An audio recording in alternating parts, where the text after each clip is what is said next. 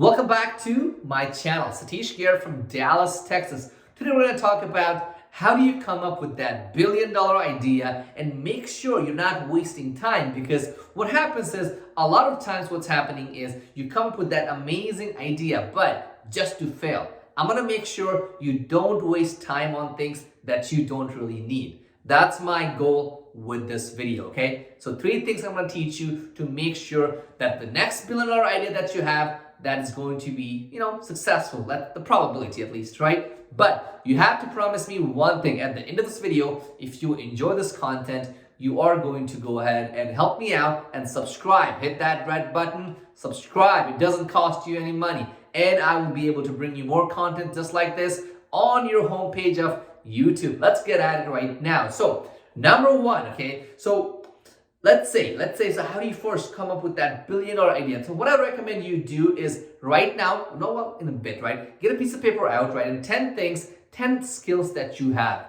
10 skills. Now, that could be a skill that you acquired from school or that you already are gifted with, okay? Those are some of the ideas. Now, I also want you to add 5 things that you want to do, 5 ideas that you think will make you money. So 10 skills and 5 ideas. So at the end of this first step, you should have 15 things on that page. Now, once you have those 15 things, I want you to narrow down to 3.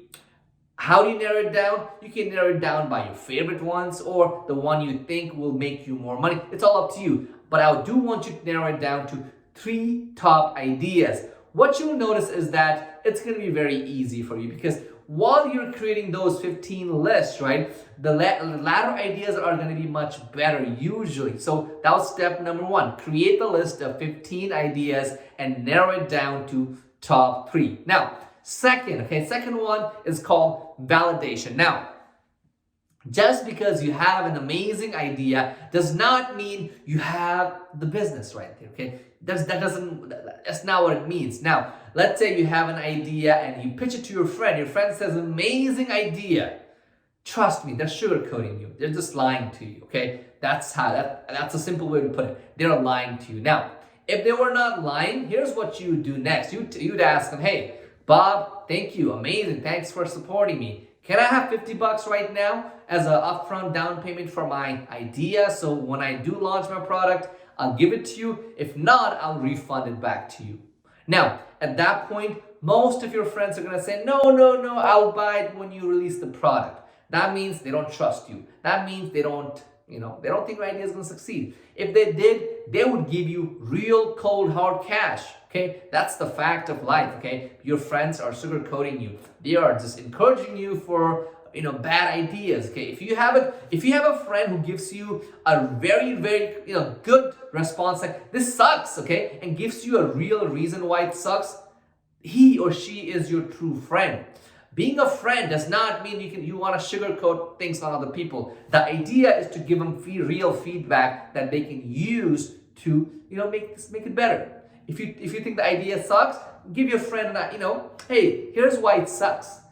Then let them give you a counter attack. Okay, so that's number 2 is validation. So number 2 validation. So you ask your friend and they don't give you money. So here's what I need you to do. Okay, don't do it with your friends. What I want you to do is get on Facebook Marketplace or get on Craigslist, right? And then I want you to post your idea right there. For example, okay, one of my friends had an idea to, create babysitting for, I guess I should not tell you guys. So he had an idea about an exotic babysitting venue, right? And then I told her to post it on Facebook Marketplace. Pretend as if, so you have the business, okay? It's for sale. Now, find out how many people contact you. That's number 1.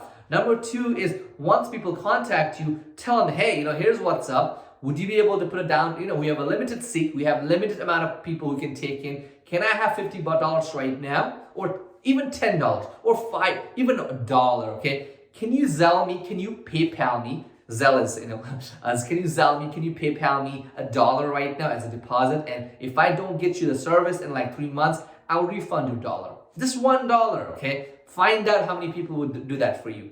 That's called the validation phase. At this phase, you want to make sure that people are willing to give you real money.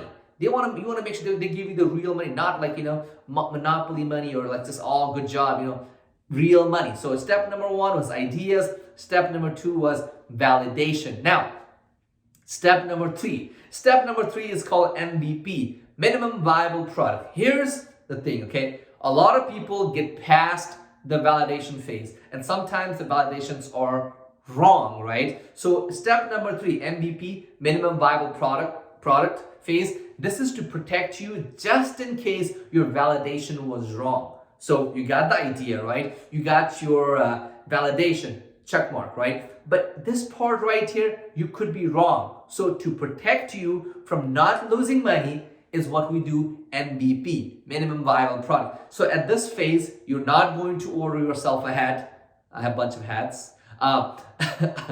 You're not going to order yourself a business card. You're not going to register an LLC at this point. Just get a DBA. DBA is doing business as. You don't need those funky stuff at this point, okay?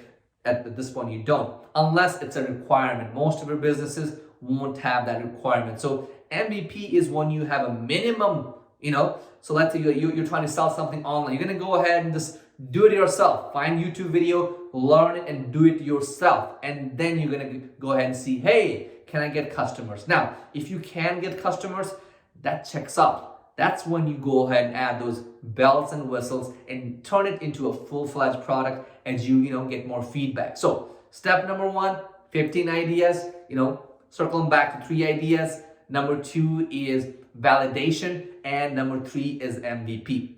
Try those steps and see if it makes a difference. If you've been a failure, if you failed at a lot of businesses, this might be the reason why, okay? For me, okay? Personally, for me, I have a lot, pretty much I come up with like a new idea like every couple of days, right? And I do these things to make sure that I'm not wasting time in places where it's not gonna make me money. Now you're like, oh, you just wanna make money? Don't you? Is that why you're on this video? So don't tell me that the reason you're doing it is not money. Even though you might have a noble cause, noble, things like that, if you don't have that money, you can't run that noble cause. So here's my takeaway for you. Do those 3 things. And last thing, but not least, is that even if you have a noble cause, you need money to fuel it, okay? That's it. If you enjoy this video, make sure to hit that red button. You know where it is. Do it right now.